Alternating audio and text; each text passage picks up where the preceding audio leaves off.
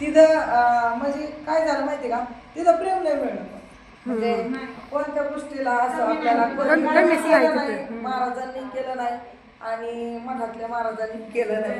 आणि म्हणजे भाऊ शांभाऊनी पण त्यांना वाटलं की एवढ्या जणी महिला बसत्यात, यांना सकाळून उपाशीच येत असते त्यांना काळजी वाटली. म्हणजे ती एक प्रेम आहे.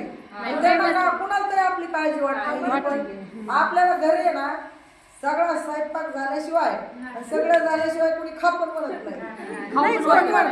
नाही कोणी एवढ्या लोक नाही. भाऊंनी पण खूप साथ दिली. भाऊ अजून विमलताईंनी पावभाजी दिली एक दिवस, अजून रवी दंडेंनी एक दिवस नाश्ता दिला आपल्याला. म्हणजे सगळ्यांनी मिळून दिलं हे महत्वाचं. आणि सगळ्यात मेन म्हणजे आपल्याला अपेक्षा नव्हती.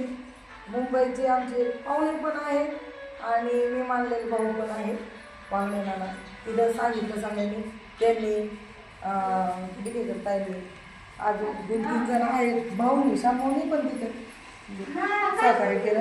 आणि सगळ्यांना पारायणाला बसणाऱ्यांना जेवढे बसले त्यांना साडी दिल्या त्यांनी. त्यांना वाटलं की बसले तर महिला चांगले द्या, मग यांना काहीतरी आहे सगळ्यांनी दिलं. ये का ना, या ना, उशीर झाला बाबा. त्या पोराची गाय सापडली यांची, गाय निघती बरोबर ना. ते काय पेढे आले काय सापडायचे सेवा करणारा पोरग आहे. म्हणजे आपण म्हणतो सकाळी एक पेढे आले, मी म्हणलं का गं ताई पेढे काय काम झालं काय तुझं असं म्हणलं. थोड्याच जणी होतो आम्ही, 7-8-10 जणी होतो सकाळी आरतीला होतो. हा लय नव्हतं पण जेवढं येतात तेवढं. हे बघा कधी कधी आम्हाला कोणीच नसतं तरी पण आम्हाला चुकत नाही आरती करणं. म्हणजे महाराजांना सोडता येत नाही, पण असं स्वतःचं काम म्हणून म्हणजे स्वतःची जबाबदारी म्हणून सगळेजण महाराजांना आम्ही असू पण येत जा. तुम्ही सेवा केली तर तुम्हालाच नाव भेटणार आहे, आम्ही केली तर आम्हालाच भेटणार आहे. लय आम्ही करून तुम्हाला नाही भेटणार, तुम्ही करून आम्हाला नाही भेटणार. पण प्रत्येकाने आपापली जर जबाबदारीने महाराजांपाशी आले. आपण घरी आपल्याला कोणतं काम चुकतं, कोणतंच काम चुकत नाही. पण इथं आल्यावर थोडं शांत विसावा मिळतो. यायचाच ताण असतो पण विसावा मिळतो ना. म्हणजे महाराज कोणती गोष्ट आपली ठेवत नाही. आता अनुभव आलेले इतके जण आहेत, पण सांगायला वेळ नाही. अंधार झाला परत तुम्हाला घरी जाऊन पण स्वयंपाक पाणी करायचं असतं. मला पण काम येतं म्हणजे काही गोष्टी आहेत. पण ऐका ना, 2 मिनिटं बोलू नका. आणि सगळ्या जणींना आम्ही जर म्हणतो ना, आम्हाला स्वयंपाक पण करायला कोणी नसतं घरी. आणि महाराज इतकी अडचणी आणि मीनाताईला मध्येच अडचण आली यावेळी. आणि ती झालं पुरीला पण सुनबाई पण आली. मग करायचं काय सांगा. म्हणजे परीक्षा पण घेतात महाराज. महाराजांचं नियोजन असतं काहीतरी कदाचित. म्हणजे काही गोष्टी आता बोलायला नाही पाहिजे, पण ज्यावेळेस बली होतो बली तो काही कारणाने चुकत होता. चुकत म्हणजे बाकीचं सगळं व्हायचं, पण ज्यावेळेस ती न्यायचा त्यावेळेस तो जीवन विसरला नव्हता. मग मीनाताई आलं म्हणून खापरदारांना बोलवलं आपल्याला. दादा आले त्यांनी सांगितलं आम्ही तिघांचे प्रश्न काढून कोणाचे माझे मीनाताईंचे झाले पुढं कोण करता येईल. आणि मग सगळ्यांच्या पिढा कोणाची काढली आमची. बरोबर ना, चुकल्यावर बरोबर आहे की नाही. हे सत्य परिस्थिती महाराजांकडे सांगतो. त्याचं उत्तर आम्हाला दिलं की मीनाताई लाडू आल्याशिवाय ती माणूस इथे येणार नाही. हा काहीतरी चुकत असेल ना थोडं. म्हणजे काटा आलाय बघा माझ्या अंगावर. म्हणजे एवढं कधी महाराज आधीच आणते तर काही काहीला असे अनुभव येत आहे की तारीख नसताना आधीच होऊन जातात पारायणाला बसायचं म्हणून. आणि एवढं करून पण अडचण आली म्हणून टेन्शन नव्हतं आम्हाला दोघींना. पण पार पाडून घेतलं तुमच्या सगळ्यांच्या सहकार्याने. पण त्याचं नियोजन ती होती. आणि मठात का नेलं हे पण प्रश्न आहे. त्यांनी मठात नेलं म्हणजे काहीतरी तिथं एकदम पवित्र ठिकाणी ही जसं आहे तिथं एकदम. आम्हाला स्वतःला अनुभव सांगितलं ना मठाचा नवरात्रात दुर्गा सप्तशती केल्याचा. तसंच काहीतरी नियोजन असल्याशिवाय महाराज भ्रमंती करीत नाही. ते फिरतच होते ना. आता तिथून इथं आलो, मी आता सांगितलं त्या दिवशी, तिथून इथं आलो इथून मठात गेलो. आता मठातून तिकडं जातो. हे काय बदलायचं नाही म्हणजे गोल राऊंड हात नाही म्हणलं महाराजांनी. बरोबर आहे का नाही. होत असतं महाराज सगळ्यांचे प्रश्न सोडित असते, पण तुम्ही पण त्याला पात्र सगळेजण ना, म्हणजे आम्ही पण त्याच्यात बरं का, म्हणजे वैयक्तिक प्रसाद घेतल्याशिवाय जाऊ नका. प्रसाद घ्या, पेढे दे त्यांना, त्या ताईला पेढा दे. चालल्या त्याला वेळच्या आलेल्या आहेत आधी, म्हणजे उभा राहायचं कारण